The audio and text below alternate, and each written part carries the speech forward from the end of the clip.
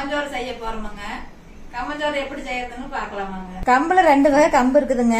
ஒன்னு வந்து காட்டு கம்புங்க, ஒன்னு வந்து ஆபீஸ் கம்பு. நான் வந்து ஆபீஸ் கம்பு, இதுக்கு பேர் முட்டை கம்புங்க. இந்த கம்பு வாங்கியிருக்கிறேங்க. இப்போ வந்து இது வந்து தண்ணியில போட்டு சுத்தம் பண்ணிக்கலாமுங்க. 2 டம்ளர் கம்பு போட்டுக்கலாமுங்க.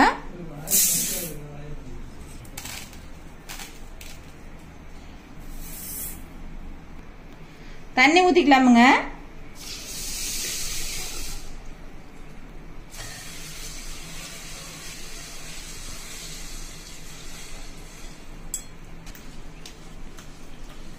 கல் இருக்குதான்னு பார்த்துட்டு அரிச்சிக்கலாமுங்க. இப்படி தண்ணியில போட்டு கம்பை வந்து அரிச்சிக்கலாமுங்க. தண்ணியை சுத்தமா வடிச்சுக்கலாமுங்க.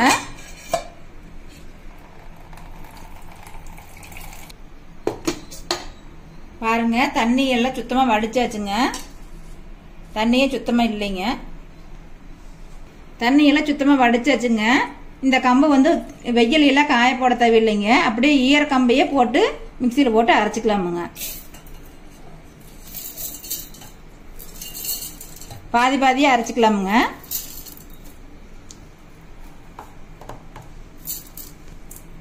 இப்ப அரைச்சிக்கலாமுங்க. மூடி போட்டு அரைச்சிக்கலாமுங்க. பாருங்க, அரைச்சாச்சுங்க. ரொம்ப குரணையாவும் அரைக்கூடாதுங்க, ரொம்ப மாவாவிட்டும் அரைக்கூடாதுங்க. இந்த மாதிரி அரைச்சிக்கலாமுங்க.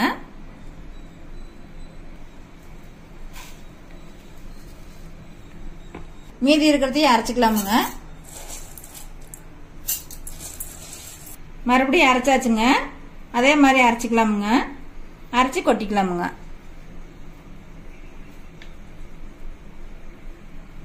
ரெண்டு டம்ளர் கம்பு போட்டுருக்குங்க. அதே டம்ளர்ல வந்து 5 டம்ளர் தண்ணி ஊத்திக்கலாமுங்க. அடுப்பத்தை வச்சு கொதிக்க வச்சுக்கலாமுங்க. தண்ணி கொதிக்கிட்டுமுங்க. தண்ணி கொதிச்ச பிறகு அரைச்சு வச்ச கம்பு எடுத்து கொட்டி கிளறிக்கலாமுங்க. பாருங்க, தண்ணி கொதிக்குதுங்க.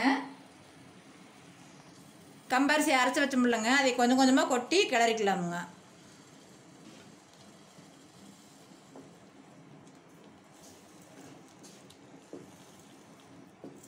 அரைச்சி வச்ச எல்லாத்தையும் ஒன்றா கொட்டக்கூடாதுங்க. கட்டி கட்டியே பிடிச்சிக்கும். இப்படி கொஞ்சம் கொஞ்சமாக கொட்டி கிளறிக்க வேணுமுங்க.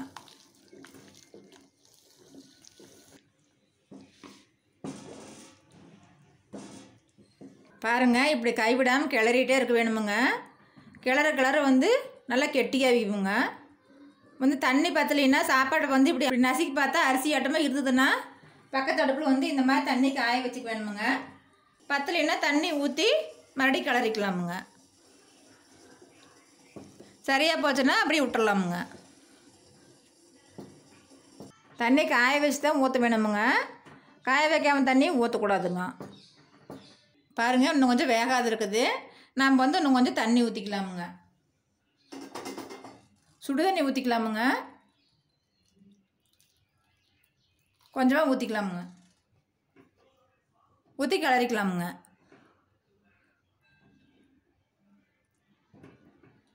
அடுப்பை வந்து கம்மி பண்ணிக்கலாமுங்க. கம்மி பண்ணிட்டு கிளறலாமுங்க. நல்லா சாப்பாடு நல்லா வெந்துருச்சுங்க. வெந்த பிறகு அடுப்பு நல்லா சிம்மில் வச்சுக்கலாமுங்க. வச்சுட்டு நல்லா ஒரு 5 நிமிஷம் நல்லா இப்படி கிளறி விடலாமுங்க. பாருங்கள், சாப்பாடு நல்லா கெட்டி ஆயிடுச்சு. இந்த ஓரத்தில் இருக்கிற சாப்பாட்டையெல்லாம் எடுத்து வச்சுக்கலாமுங்க.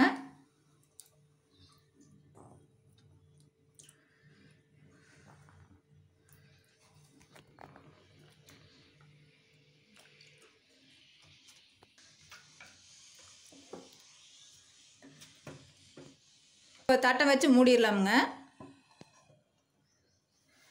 இப்போ அடுப்பை வந்து ஆஃப் பண்ணிடலாமுங்க. இது வந்து அடுப்பு மேலேயே ஒரு 10 நிமிஷம் இருக்கட்டுமுங்க. மறுபடியும் ஒரு தடவை கிளறிக்கலாமுங்க. பாருங்க, எடுத்து பார்த்துக்கலாம்.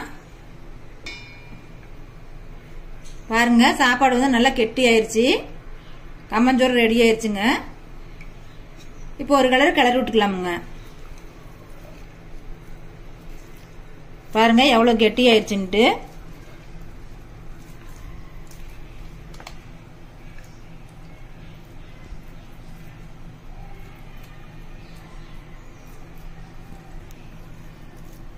இப்போ சாப்பாட்டை உருண்டையாக உருட்டிக்கலாமுங்க.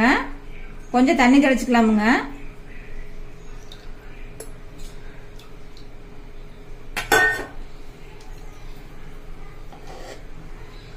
இது போட்டுக்கலாமுங்க.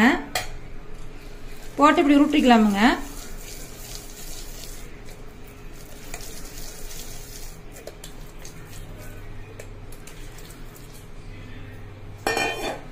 பாருங்க கம்மஞ்சோறு உருண்டை சூப்பரா ரெடி ஆயிருச்சுங்க.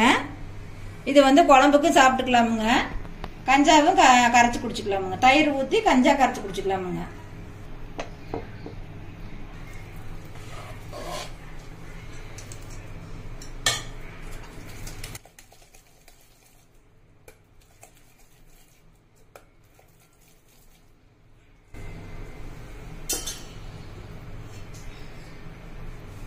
பாருங்க கம்மஞ்சோறு ரெடி ஆயிருச்சு. இந்த மாதிரி உருண்டையா உருட்டி குழம்பு ஊத்தி சாப்பிட்டுக்கலாமுங்க.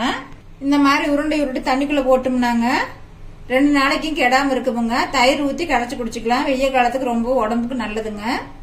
ஃப்ரிட்ஜில் வச்சிருந்தா கூட 2 நாளைக்கு மேல கூட குடிக்கலாமுங்க. நல்லா இருக்குமுங்க. ஒரு உருண்டையை எடுத்து தயிர் ஊத்தி கரைச்சிக்கலாமுங்க. தயிர் ஊத்திக்கலாமுங்க. உப்பு அளவா போட்டுக்கலாமுங்க. இப்ப கரைச்சிக்கலாமுங்க. பாருங்க இந்த மாதிரி கம்மங்கூழாவும் செஞ்சுக்கலாமுங்க.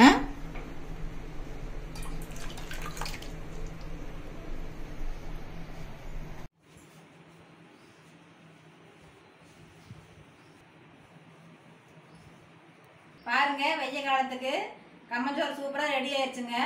நீங்களும் இந்த மாதிரி உங்க வீட்டுல செஞ்சு பாருங்க. இந்த வீடியோ உங்களுக்கு பிடிச்சிருந்துச்சுன்னா லைக் பண்ணுங்க, ஷேர் பண்ணுங்க, நம்ம சேனலுக்கு சப்ஸ்கிரைப் பண்ணுங்க.